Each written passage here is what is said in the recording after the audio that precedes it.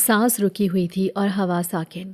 میرے ہاتھ کانپ رہے تھے جب میں نے دھاگے کو اپنی گردن سے الگ کیا۔ وہ سرخ تعویذ اماں کی ساری زندگی کی حفاظت کا وعدہ تھا اور میں نے اسے ایک لمحے میں توڑ دیا تھا۔ جوں ہی رات کے 12 بجے گھڑی کی سوئیوں نے جیسے میرے دل پر دستک دی اور ٹھیک اسی پل کمرے کی ہر چیز جامد ہو گئی۔ وہ مانوس خوشبو جو ہمیشہ بند دروازوں کے پیچھے سے آتی تھی آج میرے نتنوں سے ٹکرا رہی تھی۔ میں نے تعویذ اتار دیا تھا اور اب واپسی کا کوئی راستہ نہیں تھا۔ باہر صحن میں ایک نیلی روشنی پھٹی اور میں نے اپنی آنکھوں کو مضبوطی سے بند کر لیا۔ ایک سرگوشی میرے کان میں نہیں میرے دماغ میں گونجی۔ کوئی کہہ رہا تھا، تم نے دروازہ کھول دیا ہے عالیہ، اب تمہیں کوئی نہیں بچا سکتا۔ میرا نام عالیہ ہے اور میں آپ کو اس رات کا قصہ سنانے سے پہلے یہ بتانا چاہتی ہوں کہ میں اس مقام تک پہنچی کیسے۔ میری کہانی اس رات سے شروع نہیں ہوئی، یہ تو بس انجام کی شروعات تھی۔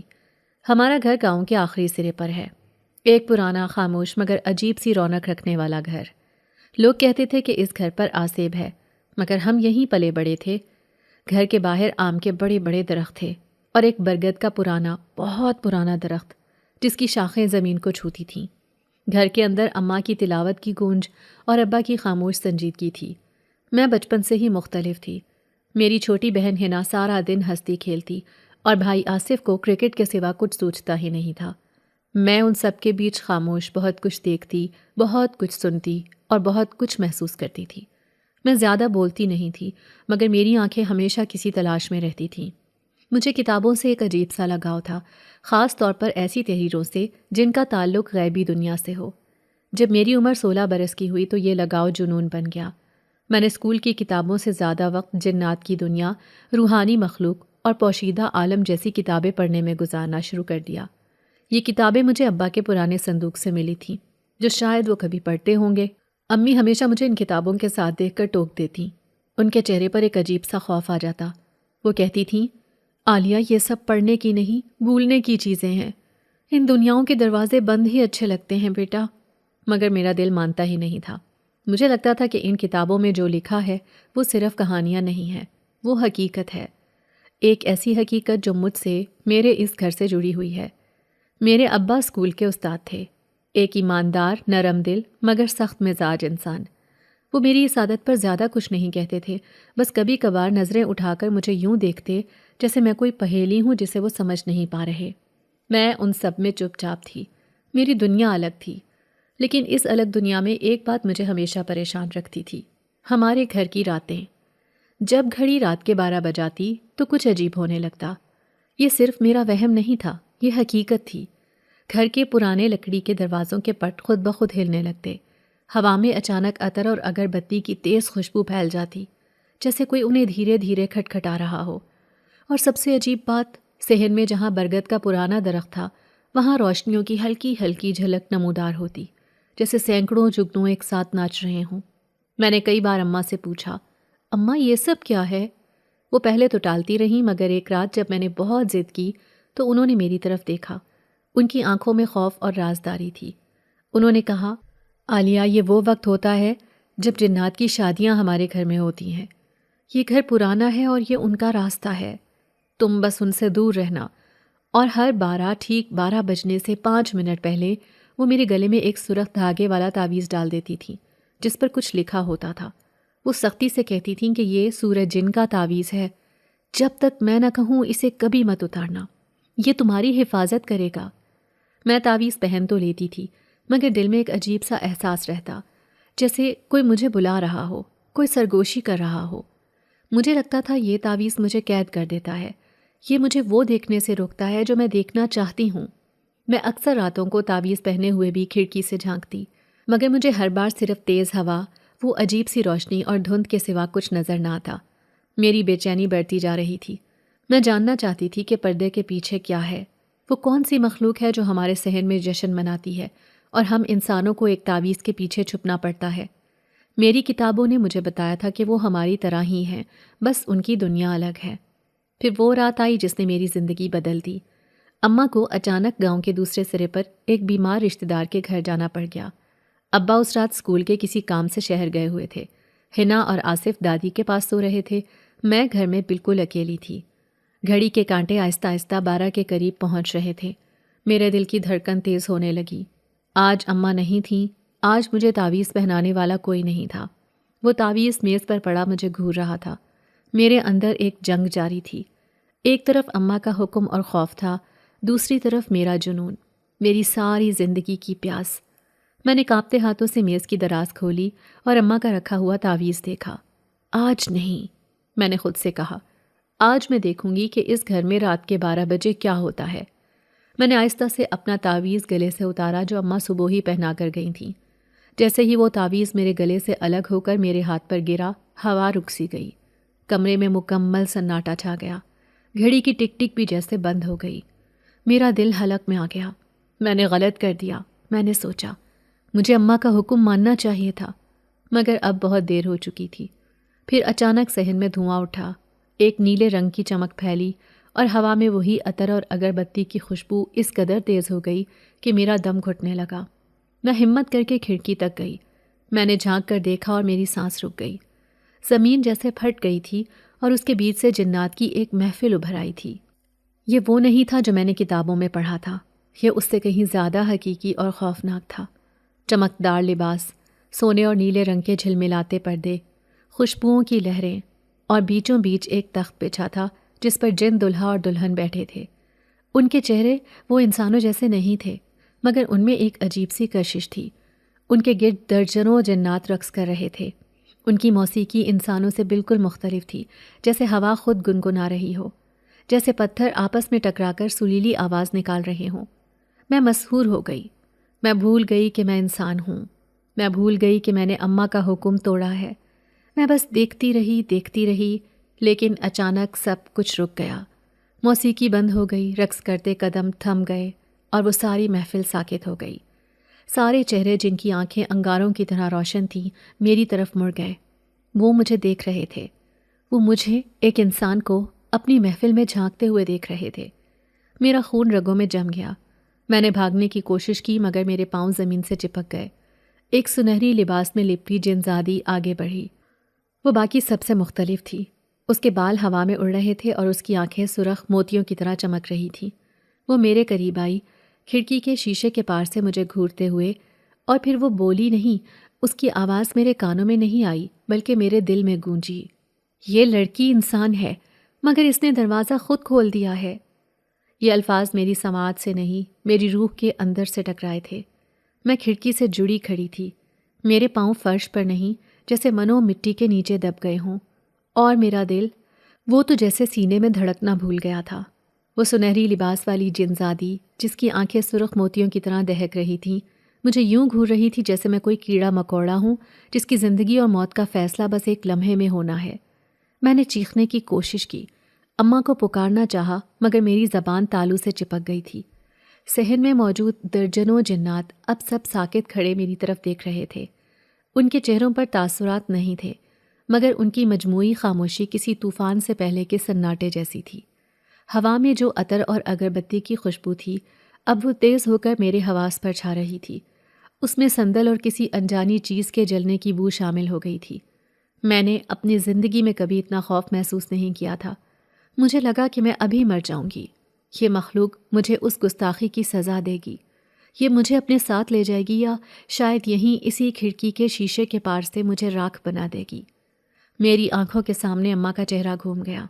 ان کی وہ التجا بھری آنکھیں جب وہ مجھے تعویذ پہناتی تھیں، ان کا وہ فکرہ، عالیہ، ان دنیاؤں کے دروازے بند ہی اچھے لگتے ہیں بیٹا۔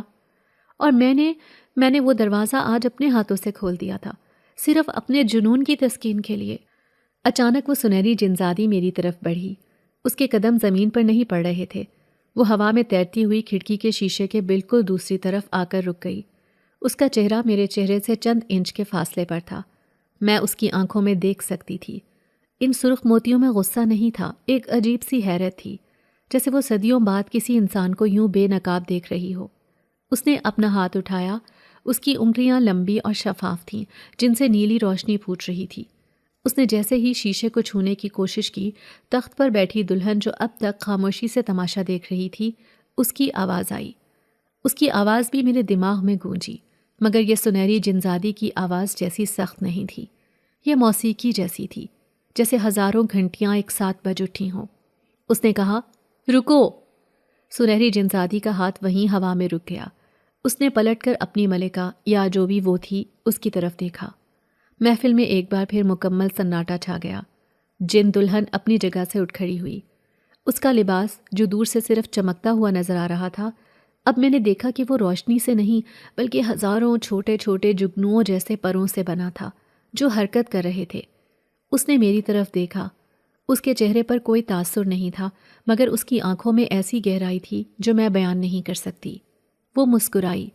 اس کے مسکراتے ہی ہوا میں خوشبو اور تیز ہو گئی، اور پھر اس نے وہ الفاظ کہے جس نے میری قسمت بدل دی۔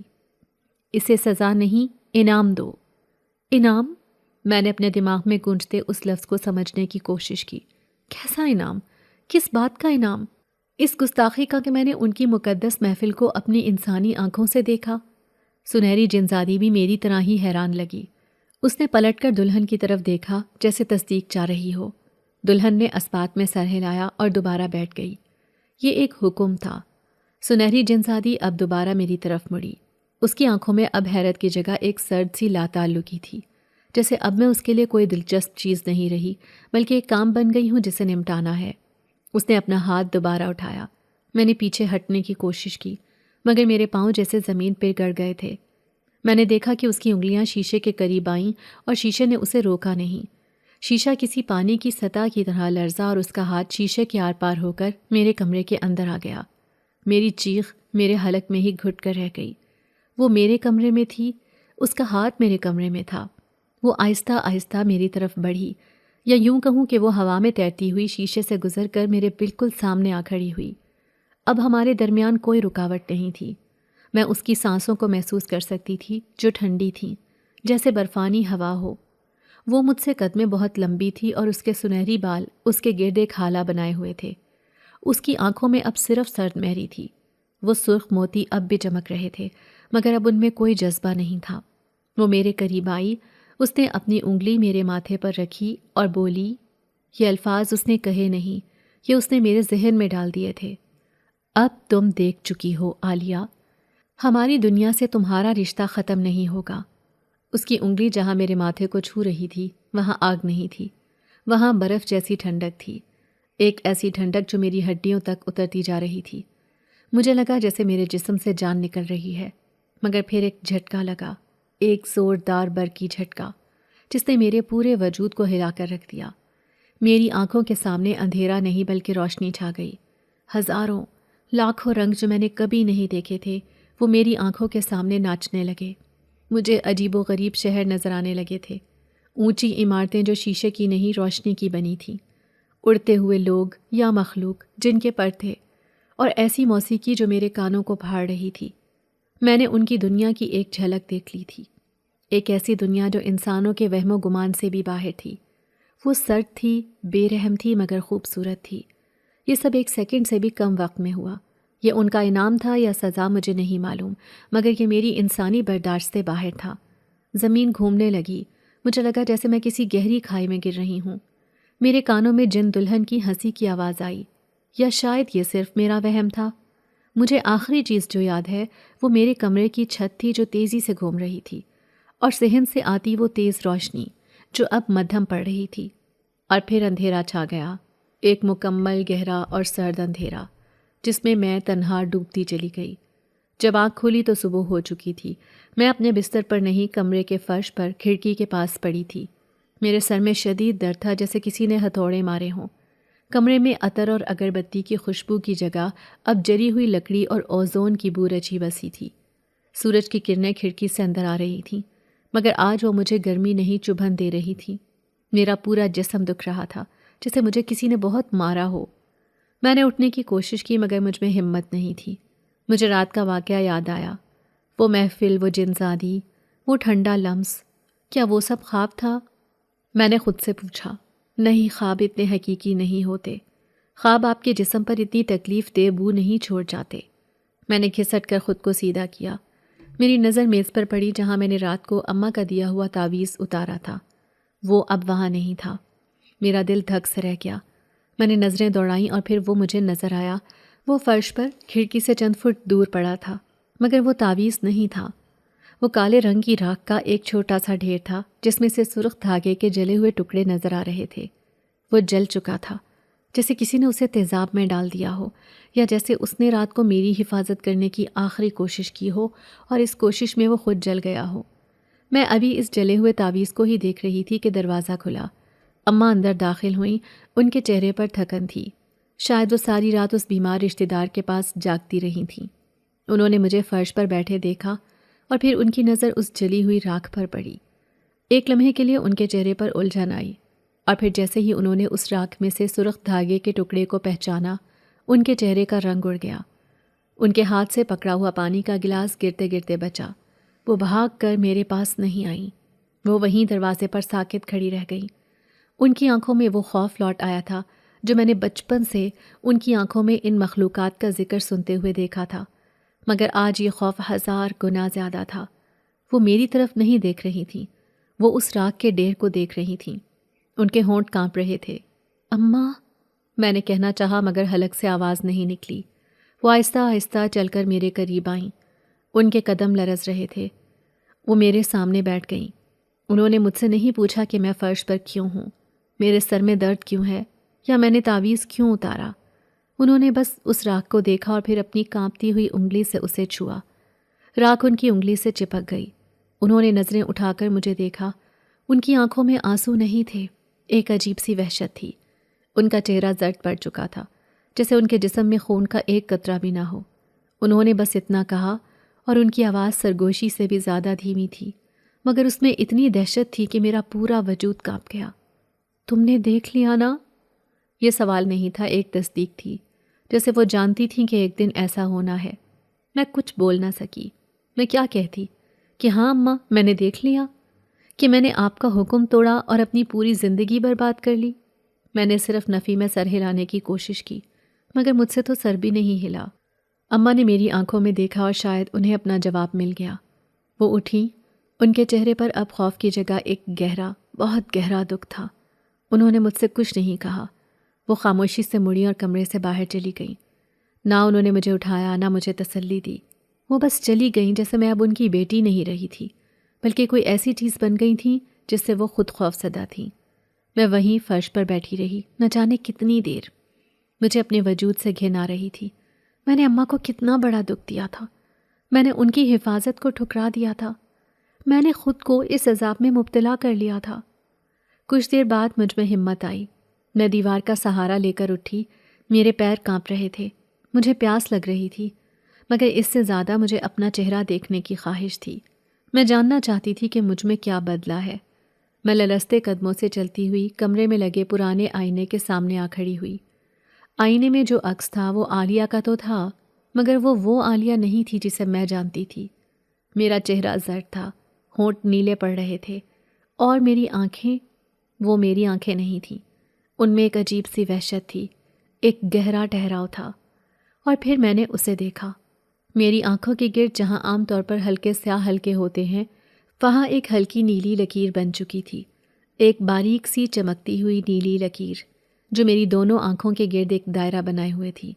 یہ ایسی تھی جیسے کسی نے نیلے قلم سے لکیر کھینچ دی ہو، مگر یہ قلم سے نہیں کھینچی تھی، یہ میری جلد کا حصہ بن چکی تھی۔ یہ چمک رہی تھی جیسے اس میں سے مدھم روشنی پھوٹ رہی ہو۔ یہ انعام تھا، وہ انعام جس کا جن دلہن نے ذکر کیا تھا۔ یہ اس دنیا کی مہر تھی جو میرے چہرے پر، میری آنکھوں پر ثبت ہو چکی تھی۔ میں نے چیخنا چاہا مگر میرے حلق سے صرف ایک گھٹی ہوئی سسکی نکلی۔ میں نے اس نیلی لکیر کو رگڑنے کی کوشش کی، اسے مٹانا چاہا مگر وہ میرے وجود کا حصہ تھی، وہ میری جلد کے اندر تھی۔ یہ نشان تھا اس بات کا کہ میں اب صرف انسان نہیں رہی۔ میں نے اس دروازے کو کھول دیا تھا اور اب وہ کبھی بند نہیں ہوگا۔ اس دن کے بعد ہر رات 12 بجنے پر میں اب خوفزدہ نہیں ہوتی تھی۔ نہیں، یہ جھوٹ ہے، میں خوفزدہ ہوتی ہوں، مگر اب میں اس مخلوق سے نہیں، میں خود سے خوفزدہ ہوتی ہوں۔ میں اس عالیہ سے ڈرتی ہوں جس کی آنکھوں کے گرد نیلی لکیر ہے، جو اب ایسی چیزیں سن سکتی ہے جو کوئی اور نہیں سن سکتا۔ اس دن کے بعد مجھے اماں کی تلاوت کی آواز کے ساتھ ساتھ ہوا کی سرگوشیاں بھی سنائی دینے لگی تھیں۔ صحن میں اب جب روشنی پھیلتی ہے تو مجھے اب صرف روشنی نظر نہیں آتی، مجھے ان کے چہرے نظر آنے لگتے ہیں، دھندلے مگر مانوس، اور ہوا میں ایک سرگوشی آتی ہے جو اب میرے لیے اجنبی نہیں، وہ میرے دماغ میں گونجتی ہے۔ ہماری بہن، ہماری ساتھی، ہماری دنیا کی شاہد۔ میں مسکرانے کی کوشش کرتی ہوں، مگر میری مسکراہٹ اب انسانی نہیں رہی، کیونکہ اب میں صرف عالیہ نہیں، میں ان کے درمیان کی ہوں، انسانوں میں رہ کر بھی ایک دوسری دنیا کی رکن۔ یہ احساس جتنا نیا تھا اس سے زیادہ خوفناک تھا۔ میں آئینے میں اپنا عکس دیکھتی رہی۔ وہ نیلی لکیریں میری جلد کے اندر سے چمک رہی تھیں، جیسے میرے خون میں زہر کی جگہ کسی اور دنیا کی نیلی روشنی دوڑنے لگی ہو۔ میں نے ہمت کر کے اپنی انگلی سے اس لکیر کو چھوا۔ وہ میری جلد سے زیادہ ٹھنڈی تھی، جیسے برف کا ایک باریک دھاگا میری آنکھ کے گرد جما دیا گیا ہو۔ میں وہیں کھڑی رہی۔ وقت کا احساس ختم ہو گیا۔ مجھے نہیں معلوم میں کتنی دیر اس آئینے کے سامنے اپنے نئے خوفناک چہرے کو گھورتی رہی۔ جب اماں دوبارہ کمرے میں آئیں، وہ اس بار تنہا نہیں تھیں۔ ان کے ہاتھ میں تسبیح تھی اور ان کے ہونٹ مسلسل ہل رہے تھے۔ وہ میرے قریب نہیں آئیں، وہ دروازے کی چوکھٹ پر ہی رک گئیں۔ ان کی نظریں مجھ پر نہیں، میری آنکھوں پر جمی تھیں۔ ان کی آنکھوں میں اب دکھ نہیں، ایک واضح گہرا خوف تھا، ویسا ہی خوف جیسا کسی انسان کو سانپ دیکھ کر آتا ہے۔ انہوں نے کانپتی آواز میں مجھ سے نہیں، جیسے کمرے کی دیواروں سے پوچھا، یہ کیا ہو گیا ہے عالیہ؟ یہ تم نے اپنے ساتھ کیا کر لیا؟ میری آواز نہیں نکلی۔ میں کیا جواب دیتی؟ کہ میں نے وہ دیکھ لیا جو مجھے نہیں دیکھنا چاہیے تھا، کہ میں نے آپ کی حفاظت کو ٹھکرا دیا۔ اماں نے اپنی آنکھیں بند کر لیں، جیسے میرا چہرہ دیکھنا بھی ان کے لیے گناہ ہو۔ انہوں نے کہا، جاؤ وضو کرو، نماز پڑھو، شاید اللہ تم پر رحم کر دے۔ یہ کہہ کر وہ بوڑھی اور تیز تیز قدم اٹھاتی چلی گئیں، جیسے میری قربت میں ایک پل بھی رہنا ان کے لیے عذاب ہو۔ میں ہمت مجتمع کر کے کمرے سے باہر نکلی۔ میرا پورا وجود کانپ رہا تھا۔ صحن میں ابا جان بیٹھے تھے، وہ شاید شہر سے رات کو ہی واپس آئے تھے۔ ان کے چہرے پر پریشانی تھی۔ حنا اور آصف بھی جاگ گئے تھے، مگر آج ان کے چہروں پر معمول کی شرارت نہیں تھی۔ وہ سہمے ہوئے کونے میں دب کے بیٹھے تھے۔ جیسے ہی میں صحن میں آئی، سب کی نظریں مجھ پر اٹھیں۔ ایک لمحے کے لیے صحن میں موت کا سناٹا چھا گیا۔ ابا، جو ہمیشہ مجھے دیکھ کر مسکرا دیتے تھے، آج مجھے دیکھ کر ٹھٹک گئے۔ ان کی نظریں میری آنکھوں پر مرکوز ہو گئیں۔ حنا جو بھاگ کر مجھ سے لپٹ جاتی تھی، آج اپنی جگہ سے ہلی بھی نہیں تھی۔ اس نے ڈرتے ڈرتے اپنی چھوٹی سی انگلی میری طرف اٹھائی اور اماں سے پوچھا، اماں، آپی کی آنکھوں کو کیا ہوا ہے؟ وہ چمک کیوں رہی ہیں؟ اماں نے حنا کو جھڑک کر خاموش کرا دیا، مگر حنا کی بات تیر کی طرح میرے دل میں لگی۔ آصف جو مجھ سے ڈرتا نہیں تھا، آج وہ بھی مجھ سے نظریں چرا رہا تھا۔ میں نے ابا کی طرف دیکھا، ان سے التجا کی کہ وہ کچھ کہیں، وہ مجھے بتائیں کہ سب ٹھیک ہو جائے گا۔ ابا اٹھے اور میرے قریب آئے۔ انہوں نے غور سے میری آنکھوں کو دیکھا۔ وہ ایک پڑھے لکھے انسان تھے، استاد تھے، وہ جنوں بھوتوں پر زیادہ یقین نہیں رکھتے تھے۔ انہوں نے میرے کندھے پر ہاتھ رکھنے کی کوشش کی، مگر جیسے ہی ان کا ہاتھ میرے قریب آیا، میری آنکھوں کے گرد وہ نیلی لکیریں تیز روشنی سے چمک اٹھیں، جیسے کوئی برقی کرنٹ دوڑ گیا ہو۔ ابا نے اپنا ہاتھ جھٹکے سے پیچھے کھینچ لیا، جیسے انہیں کرنٹ لگا ہو۔ ان کے چہرے پر ہوائیاں اڑنے لگیں۔ انہوں نے کہا، یہ کیا ہے عالیہ؟ یہ کوئی بیماری ہے؟ چلو میں شہر لے چلتا ہوں، ڈاکٹر کو دکھاتے ہیں۔ میں جانتی تھی یہ بیماری نہیں تھی، یہ وہ انعام تھا جس کا ذکر جن دلہن نے کیا تھا۔ میں نے نفی میں سر ہلا دیا۔ میری آواز جو کب سے رکی ہوئی تھی، آخر کار پھوٹی، یہ ٹھیک نہیں ہوگا ابا، یہ اب میری پہچان ہے۔ یہ سننا تھا کہ اماں دھاڑے مار مار کر رونے لگیں۔ انہوں نے کہا، اس گھر پر عذاب آ گیا ہے، میری بچی کو یہ نظر لگ گئی ہے۔ ابا نے انہیں سنبھالا، مگر ان کی اپنی حالت بھی ٹھیک نہیں تھی۔ اس دن ہمارے گھر میں ناشتہ نہیں بنا، چولہا نہیں جلا، سب اپنے اپنے کونوں میں دب کے بیٹھے رہے، اور میں صحن کے بیچوں بیچ ایک مجسمے کی طرح کھڑی رہی۔ میں اب اس گھر کا حصہ نہیں رہی تھی، میں ایک تماشا بن گئی تھی، ایک خوف کی علامت۔ سارا دن ایسے ہی گزر گیا۔ میں اپنے کمرے میں لوٹ آئی، مگر اب یہ کمرہ میرا نہیں رہا تھا۔ مجھے اس کمرے کی دیواروں سے سرگوشیاں سنائی دینے لگی تھیں۔ پہلے یہ صرف ہوا کی آواز لگتی تھی، مگر اب یہ واضح الفاظ بنتے جا رہے تھے۔ کوئی ہنس رہا تھا، کوئی گا رہا تھا، کوئی میرا نام پکار رہا تھا، عالیہ، عالیہ، ہماری بہن، ہماری ساتھی۔ یہ وہی الفاظ تھے جو اس رات جن دلہن نے کہے تھے، مگر اب ان میں مانوسیت نہیں، ایک ملکیت کا احساس تھا، جسے وہ مجھے جتا رہے ہوں کہ میں اب ان کی ہوں۔ میں نے کانوں پر ہاتھ رکھ لیے۔ میں نے چیخنا چاہا مگر آوازیں میرے کانوں سے نہیں میرے دماغ کے اندر سے آ رہی تھیں۔ میری آنکھوں کے گرد وہ نیلی لکیریں مسلسل جل رہی تھیں۔ ان میں ہلکی ہلکی ٹیس اٹھ رہی تھی جیسے ان میں سوئیاں چبوئی جا رہی ہوں۔ میں نے کتابیں پڑھی تھیں، میں نے جنات کی دنیا کے بارے میں جاننا چاہا تھا، مگر ان کتابوں نے مجھے یہ نہیں بتایا تھا کہ ان سے تعلق جوڑنے کی قیمت کیا ہوتی ہے۔ یہ قیمت میرا خاندان تھا، میرا سکون تھا، میری انسانیت تھی۔ سارا دن میں اسی عذاب میں مبتلا رہی۔ باہر اماں کی تلاوت کی آواز آ رہی تھی۔ وہ شاید میرا حصار کرنے کی کوشش کر رہی تھی، مگر ان کی آواز مجھ تک پہنچنے سے پہلے ہی ان سرگوشیوں کے شور میں ڈوب جاتی تھی۔ شام ڈھلنے لگی اور میرا خوف بڑھنے لگا۔ مجھے پتا تھا آج رات پھر 12 بجیں گے۔ آج رات اماں مجھے تعویذ پہنانے نہیں آئیں گی۔ آج رات مجھے کوئی نہیں بچا سکتا۔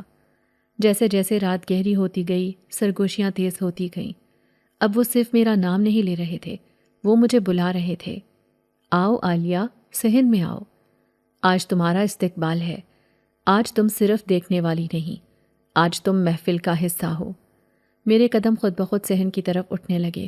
میں نہیں جانا چاہتی تھی، میرا جسم میری مرضی کے خلاف حرکت کر رہا تھا۔ اماں نے مجھے صحن کی طرف جاتے دیکھا، وہ چیخیں، عالیہ رک جاؤ، اندر آ جاؤ، مگر میں رک نہیں سکتی تھی۔ میرے پاؤں زمین پر گھسٹتے ہوئے مجھے کھڑکی تک لے آئے، جہاں سے میں نے پہلی بار انہیں دیکھا تھا۔ میں کھڑکی کے پاس کھڑی کانپ رہی تھی۔ ٹھیک 12 بجنے میں چند منٹ باقی تھے۔ میں نے اماں کو دیکھا، وہ دروازے پر کھڑی رو رہی تھی۔ ابا انہیں پکڑے ہوئے تھے مگر ان کی ہمت بھی جواب دے چکی تھی۔ وہ بے بسی سے اپنی بیٹی کو ایک دوسری دنیا کی مخلوق کے حوالے ہوتا دیکھ رہے تھے۔ اور پھر گھڑی نے 12 بجائے۔ اس بار دھواں نہیں اٹھا، نیلی روشنی نہیں چمکی۔ اس بار سب کچھ میرے اندر ہوا۔ میری آنکھوں کے گرد وہ نیلی لکیریں شدت سے چمکنے لگیں۔ درد اتنا شدید تھا کہ میں گھٹنوں کے بل زمین پر گر گئی۔ میرے کانوں سے وہی موسیقی بجنے لگی، مگر اس بار وہ صحن سے نہیں، میرے خون کے اندر سے آ رہی تھی۔ مجھے وہ محفل نظر آنے لگی، وہ تخت، وہ دلہا دلہن، وہ رقص کرتے جنات، مگر اس بار وہ صحن میں نہیں تھے، وہ میرے دماغ کے پردے پر تھے، وہ میرے اندر تھے۔ میں نے آنکھیں بند کی مگر وہ مجھے پھر بھی نظر آ رہے تھے۔ وہ میری آنکھوں کے محتاج نہیں تھے۔ اور پھر میں نے اسے دیکھا، وہ سنہری جنزادی، وہ میرے سامنے کھڑی تھی اسی کمرے میں، حالانکہ کمرے کا دروازہ بند تھا۔ وہ شیشے سے نہیں گزری تھی، وہ دیوار سے نہیں نکلی تھی، وہ جیسے وہیں ہوا میں نمودار ہو گئی تھی۔ اس کی آنکھیں آج بھی سرخ موتیوں کی طرح چمک رہی تھیں۔ اس نے میری طرف دیکھا، اس کے چہرے پر مسکراہٹ تھی، ایک ایسی مسکراہٹ جس میں فتح تھی، ملکیت تھی۔ اس کی آواز میرے دماغ میں گونجی، اب تم دیکھ سکتی ہو عالیہ، تم سن سکتی ہو، تم محسوس کر سکتی ہو، یہ ہے وہ انعام۔ اب تم صرف شاہد نہیں ہو، تم ہماری دنیا کا دروازہ ہو، تم انسانوں میں ہمارا نشان ہو۔ میں نے چیخنا چاہا، میں نے اماں کو پکارنا چاہا، مگر میری آواز پر اب میرا اختیار نہیں تھا۔ سنہری جنزادی نے اپنا ہاتھ میری طرف بڑھایا، وہی ٹھنڈی شفاف انگلی، اور اس بار اس نے میرے ماتھے کو نہیں، میری آنکھ کے گرد اس نیلی لکیر کو چھوا۔ ایک تیز جلن کا احساس ہوا اور اس کی آواز آئی، یہ نشان اب کبھی نہیں مٹے گا۔ تم نے دروازہ کھولا تھا، اب یہ کبھی بند نہیں ہوگا۔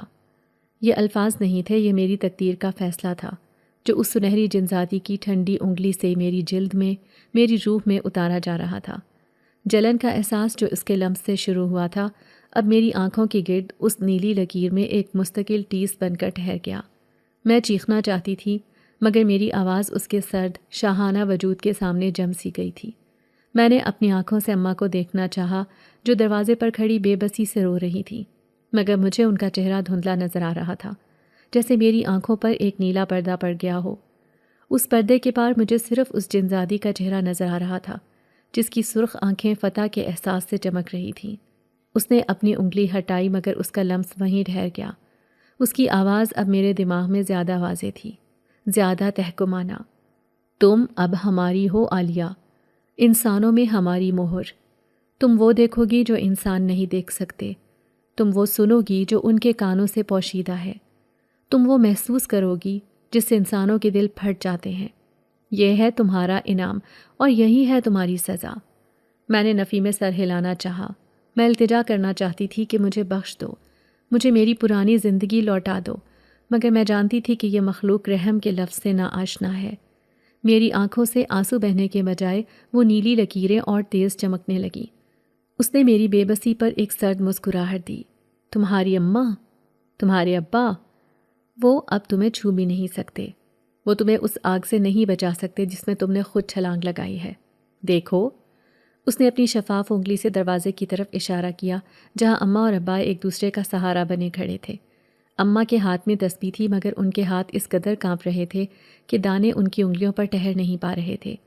ابا، میرے استاد ابا، جو ہمیشہ منطق اور علم کی بات کرتے تھے، آج ان کے ہاتھ میں آصف کا پرانا کرکٹ بیٹ تھا جسے وہ کسی ہتھیار کی طرح نہیں بلکہ کسی کمزور ڈھال کی طرح تھامے ہوئے تھے، اپنے آپ کو مجھ سے، اپنی بیٹی سے بچانے کے لیے۔ اماں کی آواز ابھری، وہ رو رہی تھیں۔ چھوڑ دے میری بچی کو، خدا کا واسطہ، ہم یہ گھر چھوڑ دیں گے، ہم یہاں سے ہمیشہ کے لیے چلے جائیں گے، بس میری عالیہ کو چھوڑ دو۔ جن زادی نے میری طرف دیکھا، اس کی ہنسی میرے دماغ میں گونجی۔ گھر؟ یہ ہمیشہ سے ہمارا گھر ہے، یہ لڑکی اب اس گھر کا فرنیچر ہے، یہ یہیں رہے گی۔ جیسے ہی اس نے یہ کہا وہ غائب ہو گئی۔ دھواں نہیں، روشنی نہیں، بس جیسے وہ کبھی وہاں تھی ہی نہیں۔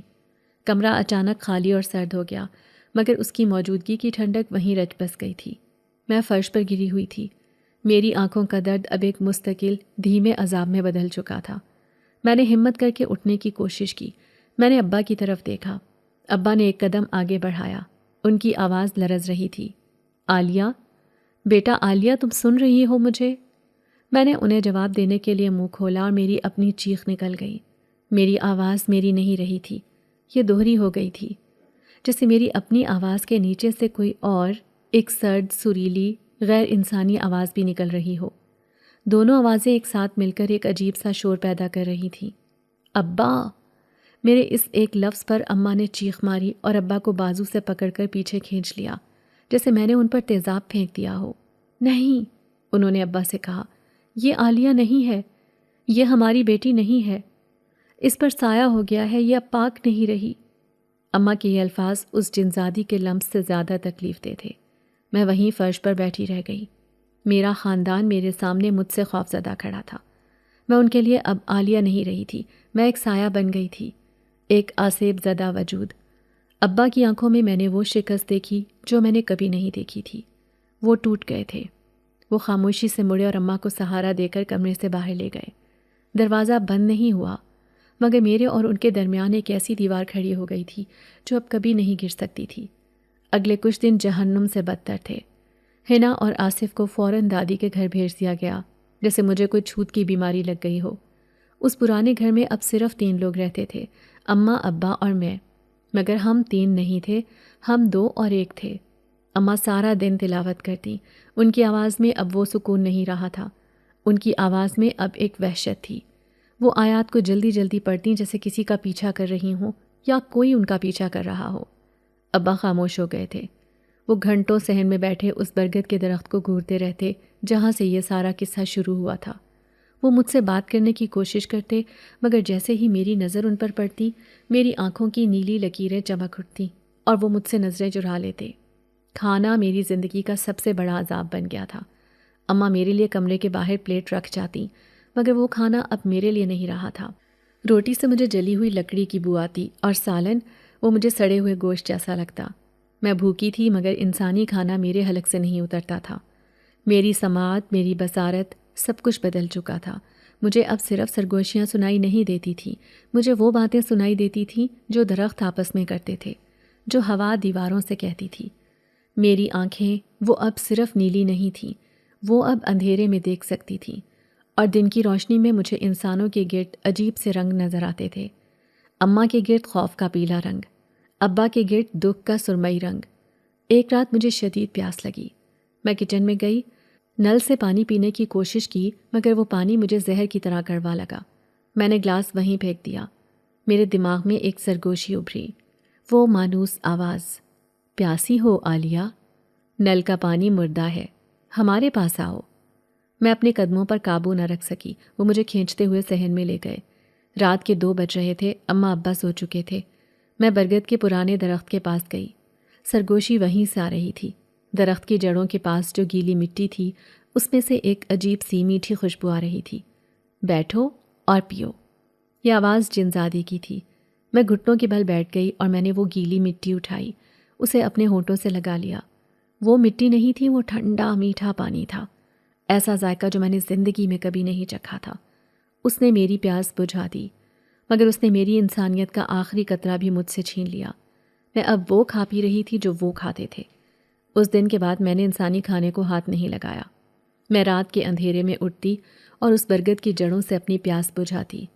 اماں یہ دیکھتیں، وہ روٹیاں رکھتیں اور اگلے دن انہیں ویسا ہی پڑا دیکھ کر اور زیادہ روتیں۔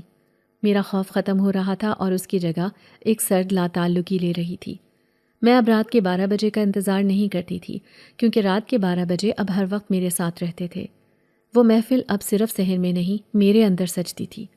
میں اپنے کمرے میں بیٹھی آنکھیں بند کرتی اور میں ان کے رقص دیکھتی، میں ان کی موسیقی سنتی، میں ان کا حصہ بن گئی تھی۔ ایک دن دوپہر کے وقت جب سورج بالکل سر پر تھا، وہ سنہری جنزادی پھر نمودار ہوئی۔ میں صحن میں بیٹھی تھی، وہ میرے سامنے آ کر کھڑی ہو گئی۔ اس کی آنکھوں میں آج حیرت نہیں تھی، اطمینان تھا۔ تم سیکھ رہی ہو عالیہ، اس نے میرے دماغ میں کہا۔ میں نے اس کی طرف دیکھا، میری آنکھوں کی نیلی لکیریں دھوپ میں بھی چمک رہی تھیں۔ میری دوہری آواز نکلی، میں کیا بن گئی ہوں؟ وہ ہنسی، وہی سریلی بے رحم ہنسی۔ تم وہ بن گئی ہو جو تم ہمیشہ سے بننا چاہتی تھی۔ تم نے کتابیں پڑھیں، تم نے ہمیں جاننا چاہا، اب تم ہمیں جانتی ہو۔ میں نے کہا یہ انعام نہیں، یہ عذاب ہے۔ اس نے نفی میں سر ہلایا، نہیں یہ انعام ہے۔ تم ہماری شاہد ہو، ہماری آنکھیں ہو، ہمارے کان ہو اس انسانی دنیا میں۔ تم دیکھو گی، سنو گی اور خاموش رہو گی۔ تم انسانوں اور ہمارے درمیان ایک زندہ نشان ہو۔ وہ میرے بہت قریب آ گئی، اس نے میری آنکھوں میں جھانکا۔ دلہن نے تمہیں پسند کیا تھا، وہ تمہیں اپنی ساتھی کہتی ہیں۔ ساتھی؟ میں نے پوچھا۔ ہاں، اس نے جواب دیا، ہماری بہن۔ اب تم صرف عالیہ نہیں ہو، تم ہم میں سے ہو۔ یہ کہہ کر وہ چلی گئی۔ میں وہیں بیٹھی رہ گئی۔ میں نے اپنے ہاتھوں کو دیکھا، وہ ایک انسان کے ہاتھ تھے، مگر میں جانتی تھی کہ ان میں اب خون کی جگہ کچھ اور دوڑ رہا ہے۔ میں اب انسانوں کے لیے ایک خوف تھی اور ان کے لیے ایک نشان۔ میں دونوں جہانوں کے بیچ ایک پل بن گئی تھی، ایک ایسا پل جس سے واپسی کا اب کوئی راستہ نہیں بچا تھا۔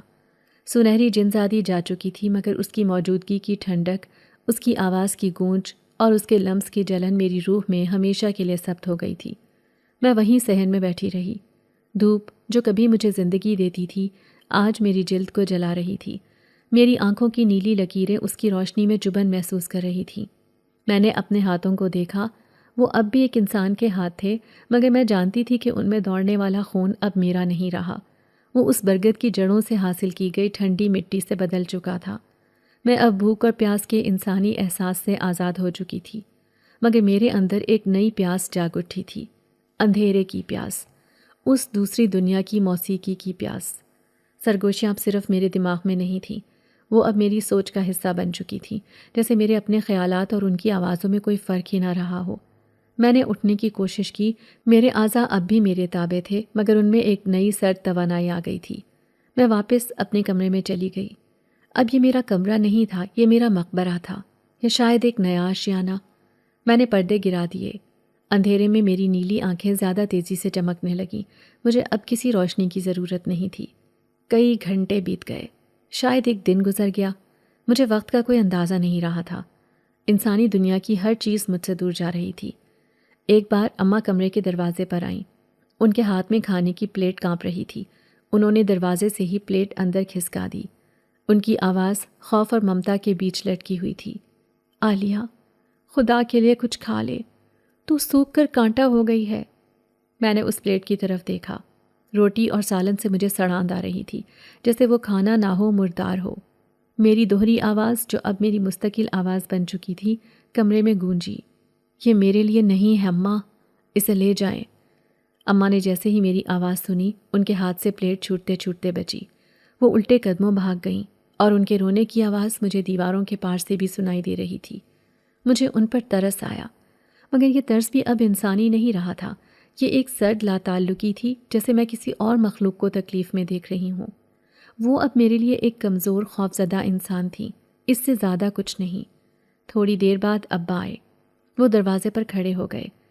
میرے استاد ابا جو ہمیشہ منطق اور علم کی بات کرتے تھے، آج ان کے چہرے پر ایک ایسی شکست تھی جو میں نے کبھی نہیں دیکھی تھی۔ ان کی آواز بھرا گئی، عالیہ بیٹی ہم کیا کریں؟ ہمیں بتاؤ، ہم مولوی صاحب کو لائیں؟ ہم یہ گھر چھوڑ دیتے ہیں، شہر چلتے ہیں کسی ڈاکٹر کے پاس۔ ان کی آواز میں امید کی ایک ٹوٹی ہوئی کرن تھی۔ میں اندھیرے میں سے اٹھی اور دروازے تک آئی۔ ابا مجھے اندھیرے میں دیکھ کر سہم گئے۔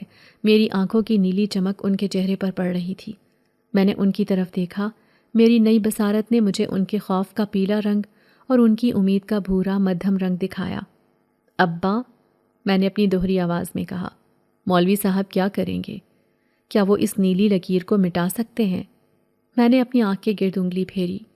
کیا وہ ڈاکٹر میرے خون کو بدل سکتا ہے جو اب مٹی کا ذائقہ دیتا ہے؟ ابا کے پاس کوئی جواب نہیں تھا۔ وہ بس مجھے گھورتے رہے۔ ان کی آنکھوں میں آنسو آ گئے۔ وہ میرا ہاتھ پکڑنا چاہتے تھے۔ انہوں نے اپنا ہاتھ آگے بڑھایا، مگر جیسے ہی میری نیلی آنکھوں کی چمک تیز ہوئی، انہوں نے اپنا ہاتھ ایسے پیچھے کھینچا جیسے آگ کو چھو لیا ہو۔ میں نے ہی بات ختم کی۔ ہاں، اماں سے کہہ دیں، انہوں نے ٹھیک کہا تھا۔ میں نے دروازہ خود کھولا تھا اور اب یہ کبھی بند نہیں ہوگا۔ اب آپ استاد ہیں، آپ کتابوں پر یقین رکھتے ہیں، میں بھی رکھتی تھی، مگر میں نے غلط کتابیں پڑھ لیں، یا شاید صحیح کتابیں پڑھ لیں۔ ابا کی ہمت جواب دے گئی۔ وہ ایک لفظ کہے بغیر مڑ گئے۔ ان کے کندھے جھکے ہوئے تھے، جیسے انہوں نے آج اپنی بیٹی کو ہمیشہ کے لیے دفنا دیا ہو۔ یہ میری اور میرے خاندان کے درمیان آخری بات چیت تھی۔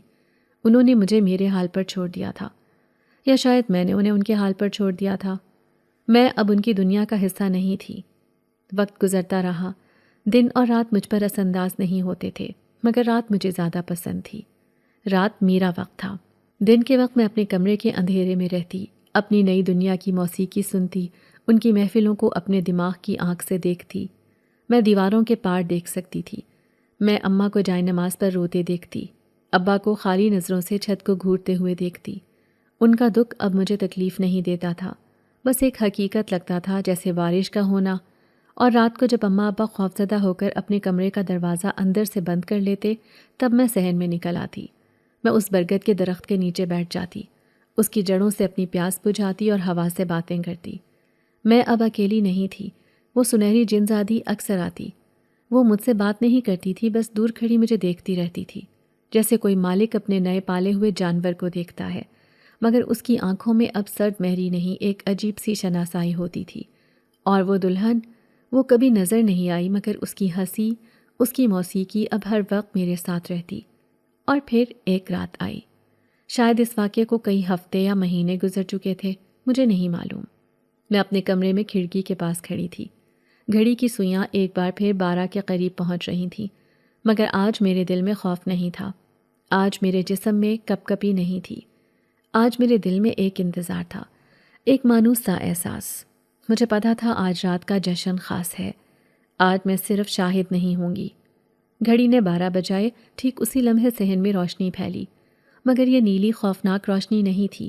یہ ایک مدھم، پرسکون، چاندی جیسی روشنی تھی، جیسے چاند خود زمین پر اتر آیا ہو۔ ہوا میں وہی عطر اور اگربتی کی خوشبو پھیلی، مگر آج اس میں خوف نہیں، اپنائیت تھی۔ مجھے اماں کی رونے کی آواز نہیں آئی۔ شاید وہ بھی اب تھک چکی تھی یا قبول کر چکی تھی۔ میں نے کھڑکی سے باہر دیکھا، محفل سجی ہوئی تھی، تخت بچھا تھا، مگر آج وہاں کوئی دلہا دلہن نہیں تھے۔ وہ تخت خالی تھا۔ سارے جنات وہی چمکتے لباس، وہی انگارہ آنکھیں، آج رقص نہیں کر رہے تھے۔ وہ سب خاموش کھڑے تھے، اور ان سب کی نظریں میری کھڑکی پر، مجھ پر جمی تھیں۔ میں اب خوفزدہ نہیں ہوتی، میں نے فیصلہ کر لیا تھا۔ میں نے اپنے کمرے کا دروازہ کھولا اور آہستہ آہستہ چلتی ہوئی صحن میں آ گئی۔ میرے قدم زمین پر نہیں، جیسے ہوا پر پڑ رہے تھے۔ میں ان کے بیچوں بیچ آ کر کھڑی ہو گئی۔ کوئی نہیں ہلا، کوئی کچھ نہیں بولا۔ پھر ہوا میں وہی مانوس سرگوشی ابھری جو اب میرے لیے اجنبی نہیں تھی، وہ میرے دماغ کے اندر سے ہی آ رہی تھی۔ ہماری بہن، ہماری ساتھی، ہماری دنیا کی شاہد۔ میں نے نظریں اٹھا کر ان سب کو دیکھا۔ ان کی سرخ آنکھیں اب مجھے خوفناک نہیں لگ رہی تھیں۔ وہ سنہری جنزادی بھیڑ میں سے نکل کر میرے سامنے آئی۔ اس کے چہرے پر آج پہلی بار مسکراہٹ تھی، ایک حقیقی مسکراہٹ۔ اس نے اپنا ہاتھ میری طرف بڑھایا اور میں نے اپنا انسانی ہاتھ اس کے ہاتھ میں دے دیا، اس کے شفاف اور ٹھنڈے ہاتھ میں۔ اس نے مجھے کھینچ کر اس خالی تخت کے پاس لا کھڑا کیا۔ میں مسکرا دی کیونکہ اب میں صرف عالیہ نہیں، میں ان کے درمیان کی تھی، انسانوں میں رہ کر بھی ایک دوسری دنیا کی رکن۔ میرا خوف ختم ہو چکا تھا کیونکہ میں خود خوف بن چکی تھی۔ میرا جنون مجھے لے ڈوبا تھا، یا شاید اس نے مجھے میری اصل منزل تک پہنچا دیا تھا۔ یہ انعام تھا یا سزا، اب اس سے کوئی فرق نہیں پڑتا تھا، یہی میری حقیقت تھی۔